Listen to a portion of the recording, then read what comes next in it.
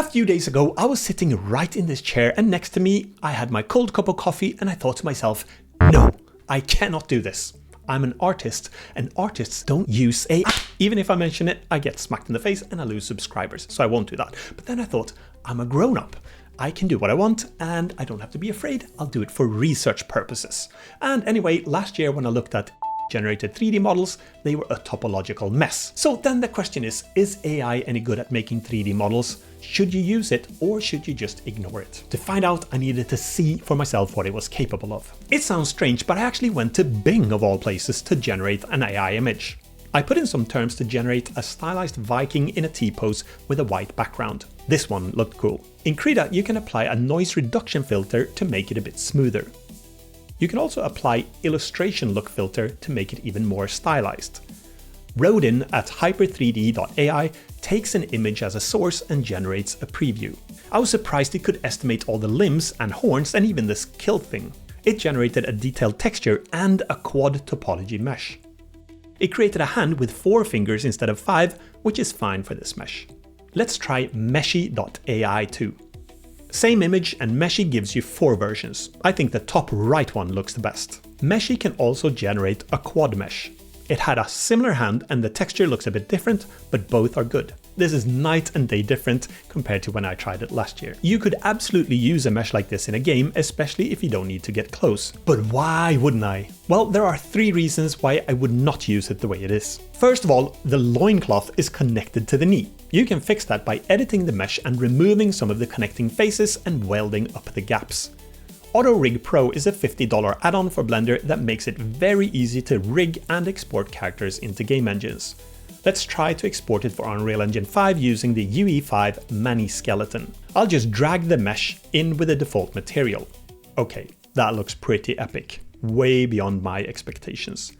But what if I replace the third-party character skeletal mesh with this character? Well, it kind of works, but it's not usable like this. Here's the second reason why I would not use it the way it is. The automatic skinning isn't good enough. And even more problematic is the character does not look good with the default idle and run animations. If you made a game like this, it would scream out loud, "I'm lazy and I don't care about my game." You could get alternative animations. I uploaded the mesh to Mixamo and used the auto rigger there. The creature animations work a bit better for a character like this, but the Mixamo rigger also struggles with clothes, so it's nowhere near game ready. The third reason is that you should optimize and stylize the 3D meshes into your style for your game, and this is where the fun begins. Treat AI like a tireless tutor. Generate meshes as a starting point and a source of inspiration. With another cup of cold coffee, I went back into Blender to make this AI-generated mesh 100% game ready.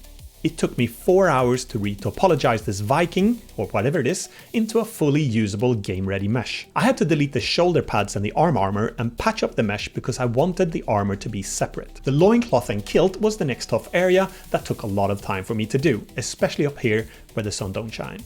I usually do simple low poly mitten hands, so this 4-finger hand took me about half an hour to model and attach. I set faces to shade smooth and changed all the sharp edges into sharp edges. By the way, if you want smooth shaded objects with hard edges in Unreal Engine, you have to export FBX files with smooth set to edge and tick tangent space. From 9,897 verts to 4,536 verts. But the big difference is not the reduction in verts. It's that you now have a model with your topology and you have full control over it. For example, with this topology in fingers, elbows and knees, they fold pretty good and keep their volume. You can stylize all your objects to match what you need in your game, and you can customize any part of it or make your own variants. In my case, I used my Invensia Pixpal palette texture to colorize the character in my style. Here in Unreal Engine, you could argue that the AI model looks better, but it doesn't fit my normal style. To enhance my version, you can bake a bit of ambient occlusion and multiply the color values to make it shaded. But what if you want to paint your own stylized texture? I turned my sharp edges into UV seams and I modified them for a better UV layout. Then you can bake the diffuse map from the original model onto an image with your new UV layout. It looks hideous. but hold your horses. The texture acts as a color guide, and you can sample colors with Shift X and use texture painting to make your own texture. If you're bad at painting textures like me, don't let it stop you. Because even with this child went wild with crayons result, it can look okay from a distance and with different lighting. This is what they look like in Unreal Engine. AI model on the left, low poly stylized colorized version in the middle, and my crayon killed hand painted model on the right. The AI model took 2 minutes to make. My retopology process took about 4 hours, and my crayon creature took another 4 hours to make. But you'll have full control over the end result, which is the big advantage. That run animation I made was horrible, just stop it. So then, here are some questions. Is it okay to use AI to create 3D models?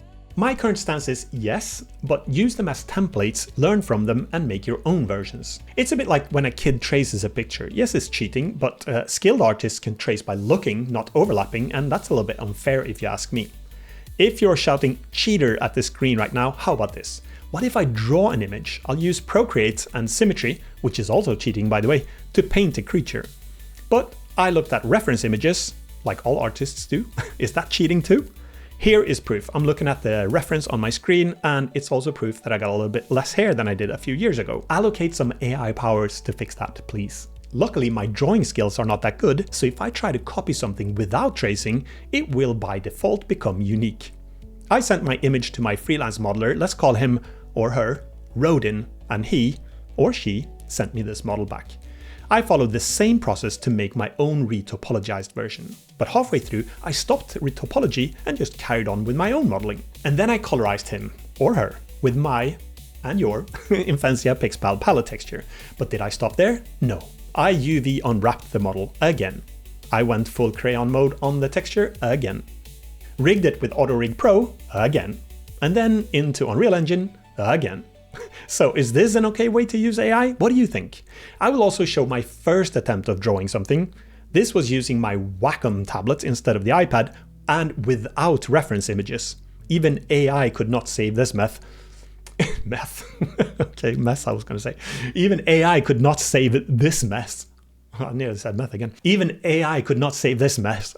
I keep wanting to say meth for some reason. Even AI could not save this mess. And this is where I realized where AI uses shading to determine if something is rounded, so keep that in mind, just shade those things. After that disaster, I tried again, and this one made me want to throw up a little bit. And this one, I don't even know what I was thinking at this point. Here is a golem too though, the AI model on the right, and to the left are my two retopologized and crayon violated versions. If you're curious how on earth AI can generate 3D models, the basic process goes a little bit like this. AI analyzes 2D images to predict depth using neural networks trained on a large dataset of 3D objects. They estimate the contours and proportions of limbs and clothing by recognizing patterns in shading, perspective, and occlusion. See? Shading. That's why it became a cardboard figure instead of rounded, so make sure that you shade your images if you want them round. Once the depth is estimated, the AI constructs the 3D model defining the object's shape with vertices and polygons. Advanced stuff like implicit functions and signed distance fields help to refine the mesh for smooth surfaces and accurate limb proportions. For clothing, AI uses physics-based simulation to predict how fabric drapes, folds, and interacts with movement. Even funkier techniques like finite element modeling and position-based dynamics mimics realistic cloth behavior to make garments fit naturally over limbs. So what do you think? Will you use AI to create 3D models? Will you use them as templates for objects and learn from them, or will you ignore them altogether? I'm curious to find out. I think I will use them sometimes, but more as templates and to learn from, so I can create my own versions, my own stylized objects from it. So you might as well take advantage of it and learn from it. But keep in mind, if you're releasing a game on Steam, you have to disclose the use of AI, and some games like Call of Duty Black Ops 6 and Stellaris Biogenesis are doing so. A recent GDC survey also found that 52% out of 3,000-ish respondents work for game companies that use AI in their workflow. and I think that will become the norm whether we want to or not. Running Google searches using AI and NVIDIA's deep learning supersampling, or DLSS, uses AI to upscale graphics when you play games, so drawing the line between the two is going to be more and more difficult. Thanks for watching this video, and if you're interested in making games, I'll be launching a 6-week indie developer program shortly. The program goes from deciding what game to make, the entire development process, marketing process, and Steam launch process. There will also be weekly live calls during the program, and I will be sharing as much knowledge as I possibly can to help you make a game.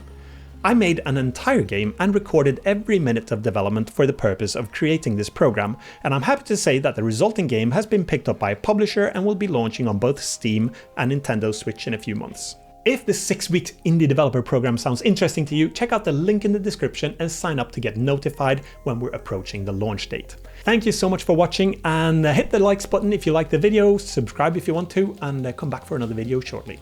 Until next time, have a great one, and I'll see you then. Bye for now.